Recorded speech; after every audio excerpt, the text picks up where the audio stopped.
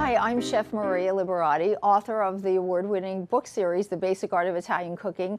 And today I'm here to show you how to do the filling for an Italian cannoli.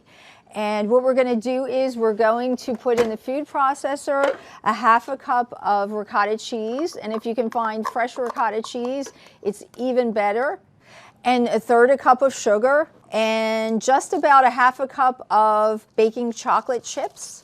But we're going to just leave a little bit to decorate the ends of the cannoli with. And we're just going to whirl this around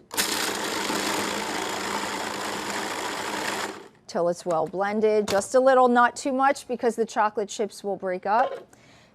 And what we're going to do is fill our cannolis.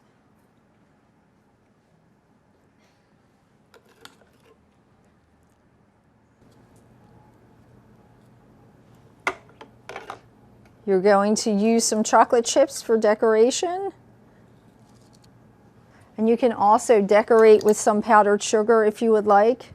Here we have an easy Italian cannoli to make for any special family dinner or even for a snack. I'm Maria Liberati from The Basic Art of Italian Cooking. Thanks for watching.